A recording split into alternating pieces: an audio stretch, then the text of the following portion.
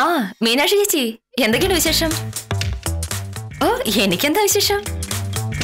ആ ഉവ്വ്, അത് ജയിച്ചു. ജയകുമാർ പറഞ്ഞില്ലേ? ഹേയ്, ഞാൻ എന്റെ ജോലി ചെയ്തു, അതിലിത്ര നന്ദി പറയാൻ എന്താ ഉള്ളത്? എന്തായാലും വിളിച്ചതിൽ ഒരുപാട് സന്തോഷം. ശരി, വിളിച്ചാരാണെന്ന് അറിയോ മോഹനേട്ടാ? മീനാക്ഷി ചേച്ചി. ഇന്നലെ ഒരു കേസിന്റെ കാര്യം ഞാൻ പറഞ്ഞില്ലായിരുന്നോ? ഒരു ജയകുമാറിന്റെ ഭൂമി അയൽവാസി കയ്യേറി മതിൽ കെട്ടിയൊരു കേസ്. ജയകുമാറിന്റെ അമ്മയാണ് മീനാക്ഷി ചേച്ചി. നമ്മുടെ നാട്ടിലെ നിയമം അനുസരിച്ച് ഒരാളുടെയും തല മുട്ടയടിക്കാനോ നാട് കടത്താനോ പറ്റില്ല. അതുപോലും അറിയാത്ത നീ എങ്ങനെയാടി ഒരു വക്കീലായത്? അതല്ലല്ലോ ഇവിടുത്തെ പ്രശ്നം.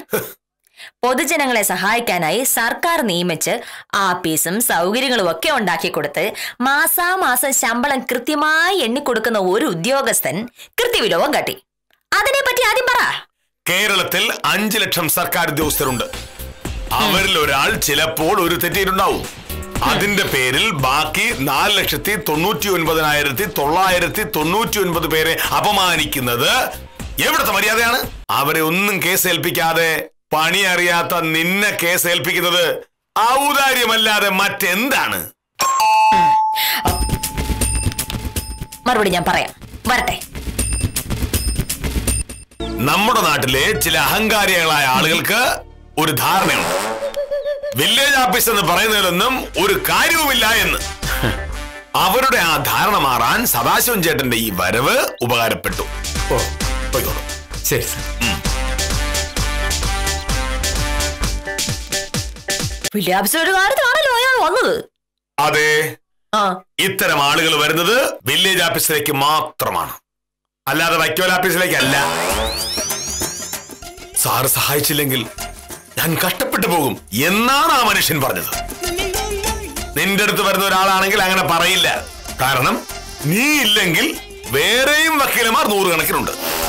മോഹനേഷ് സാർ ഇന്നല്ലേ താലൂക്ക് ഓഫീസിൽ പോണോന്ന് പറഞ്ഞത്? സാർ അവിടെ പോയിട്ടാണോ ശിശുപാലൻ ചേട്ടാ വരുന്നത്? സാർ ഇവിടെ വന്നിട്ട് പോവും. താലൂക്ക് ഓഫീസിൽ കൊണ്ടുപോകാനുള്ള ഫയൽ ഇവിടെ ഇരിക്കുകയല്ലേ. അങ്ങനെയാണെങ്കിൽ സാറ് വരാനുള്ള നേരം കഴിഞ്ഞല്ലോ. എന്തു പറ്റിയോ എന്തോ? ഒന്നും പറ്റിയില്ല.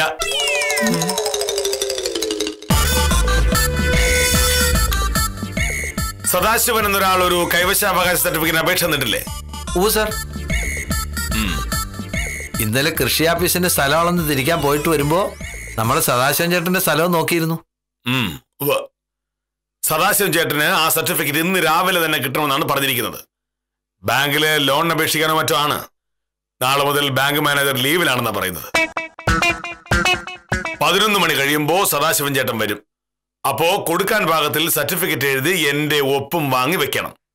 ഇപ്പൊ തന്നെ എഴുതാം സാർ. തെക്കേലെ കുമാരൻകുട്ടി ഒരു വരുമാന സർട്ടിഫിക്കറ്റിന് അപേക്ഷ കൊടുത്തിരുന്നു. അവന്റെ ഒരു ജോലി കാര്യത്തിന് വേണ്ടിയിട്ടാണ്. മോഹനേഷ് സാർ പറഞ്ഞ സമയത്ത് തന്നെ ആ സർട്ടിഫിക്കറ്റ് ശരിയാക്കി കൊടുത്തത് കൊണ്ട് ഈ കുമാരൻകുട്ടി രക്ഷപ്പെട്ടു. മോഹനേഷ് സാറ് എനിക്ക് ദൈവത്തെ പോലെയാണേ എന്ന് ഈ കുമാരൻകുട്ടി പറഞ്ഞു. അതുകൊണ്ട് അത് മാത്രമല്ല, മോഹനേഷ് സാറിനെ പോലെ ഒരു 10 പേരുണ്ടായിരുന്നെങ്കിൽ ഈ നാട് സ്വർഗമായേനെ എന്നും കുമാരൻകുട്ടി പറഞ്ഞു. അപ്പൊ വലിയ ഓഫീസർ രണ്ടും കൽപ്പിച്ചിട്ട് തന്നെയാ. ഇനി എത്ര പേര് ഇങ്ങനെ കയറി വരുമോ എന്തോ. ഞാനൊരു ബാങ്ക് ലോണിന്റെ ആവശ്യത്തിനായി ഓരോ കടലാസിനും വേണ്ടി ഓരോരോ സർക്കാർ ഓഫീസിൽ കയറി ഇറങ്ങി. എല്ലായിടത്തും ഓരോരോ തടസ്സങ്ങളായിരുന്നു. പലരും കൈക്കൂലിയും ചോദിച്ചു. പക്ഷേ വില്ലേജ് ഓഫീസിൽ മാത്രം എനിക്ക് യാതൊരു ബുദ്ധിമുട്ടുണ്ടായില്ല എന്ന്. പിന്നല്ലാതെ വില്ലേജ് ഓഫീസർ മോഹനേഷ് സാർ ഒരു നല്ല മനുഷ്യനാണെന്നും പറയും. അങ്ങനെ സദാശിവൻ ചേട്ടൻ എന്നെ പറ്റി നല്ലത് പറയുന്നത് പോലെ തന്നെ നിങ്ങളെ പറ്റിയും പറയണം. അതിനെന്താ വേണ്ടത്? വില്ലേജ് ഓഫീസർ ആവണം. അതിന് വില്ലേജ് ഓഫീസർ ആവണമെന്നില്ല. എല്ലാവരും അവരവരുടെ ജോലികൾ കൃത്യമായി ചെയ്താൽ മതി. ഒരു ദിവസം മുഴുവൻ ഇത് കൈകൊണ്ട് നടന്നപ്പോ അയാളുടെ സൂക്കേട് മാറിയോ? ഇതെന്താ ഇങ്ങനെ സംസാരിക്കുന്നത്? എന്റെ വക്കീലേ, ഞാൻ രാവിലെ വില്ലേജ് ഓഫീസിൽ കൈവശാവകാശ സർട്ടിഫിക്കറ്റ് വാങ്ങാൻ ചെന്നപ്പോ ഈ പൊതി അവിടെ വെച്ച് മറന്നുപോയി. കുറച്ച് കഴിഞ്ഞ് ഇത് എടുക്കാൻ ചെന്നപ്പോ അവിടെ ഉള്ളവര് പറയുവാ സാർ ഇതും കൊണ്ട് താലൂക്ക് ഓഫീസിൽ പോയെന്ന്. ബാങ്കിൽ കൊണ്ടുപോയി കൊടുക്കേണ്ട കടലാസ് മുഴുവൻ ഈ പൊതിയില. ഇന്നൊരു ദിവസം മോഹനേഷ് സാറിനെ തിരക്കി ഈ ജില്ല മുഴുവൻ ഞാൻ നടന്നു. എന്റെ ലോൺ കിട്ടണമെങ്കിൽ ഇനി മാനേജർ അടുത്ത ആഴ്ച വരണം. ഇമാതിരി ദ്രോഹം കാണിക്കാൻ ഞാൻ എന്ത് തെറ്റാ ചെയ്തേ? അല്ല അത് ചേട്ടാ ഞാനൊന്ന് പറയട്ടെ. വക്കീലൊന്നും പറയണ്ട. സാറൊരു മനസാക്ഷിയുള്ളവനെന്നാ ഞാൻ കരുതിയത്. പക്ഷേ ഇങ്ങനെ ഒരു ദ്രോഹം ഇതുവരെ എന്നോട് ആരും ചെയ്തിട്ടില്ല. വലിയ ചതിയായി പോയി. സാറിനെ നീ വിളിച്ചേ, ഞാൻ നേരിട്ട് കണ്ട് പറയാം. അല്ല മോഹനേട്ടൻ ഇവിടെ ഇല്ല.